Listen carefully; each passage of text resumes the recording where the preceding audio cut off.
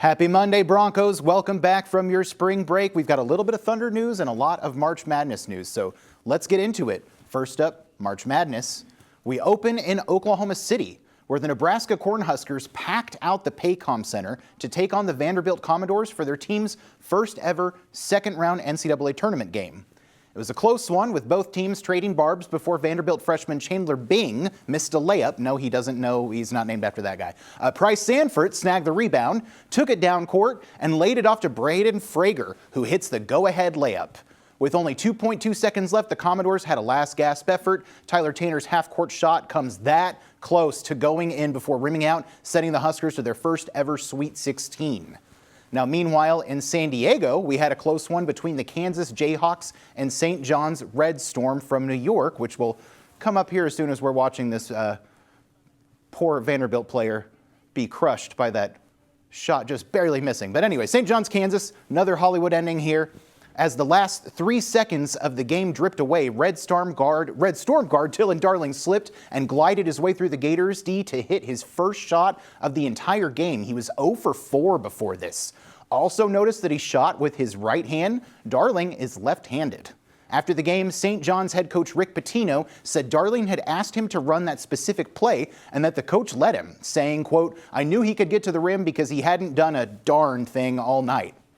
Now, meanwhile, in Tampa, the defending champs Florida took on the 9th-seeded Iowa Hawkeyes. Iowa took the lead early and barely let go, going up by as many as 10 in the first half. It was a hard-fought effort, both teams jostling for possession throughout, sometimes literally.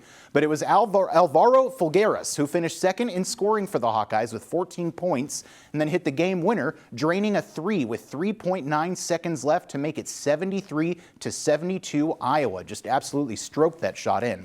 The Gators went down the court and tried to set up a shot themselves, but the play just didn't work. They were basically holding on to the ball, looking for the pass. They could do nothing but protect the ball as Iowa swarmed and time expired, giving the Hawkeyes maybe the biggest upset of the tournament so far. It'll continue this Friday.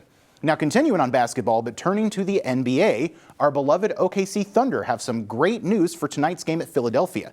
Star guard Jalen Williams has recovered from his hamstring strain and will be in the starting lineup. Big news. Last time we saw J-Dub was February 11th against the Phoenix Suns, when he lit up the scoreboard with 28 points in only 20 minutes before exiting with the same hamstring strain issue that had bothered him earlier in the season.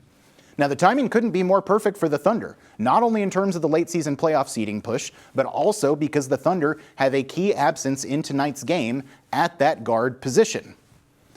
So, note about that, it's because of this. Tempers flared over the weekend in Washington, D.C. as the Thunder took on the Wizards.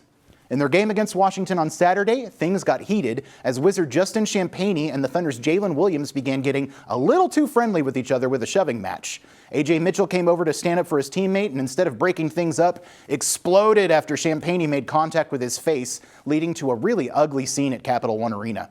Cason Wallace, Jalen Williams, and A.J. Mitchell were all ejected from the game for their roles in the fracas, but Mitchell is the only Thunder player who will be suspended for a game. Justin Champagnie, who pushed Mitchell in the face, was also suspended for a game.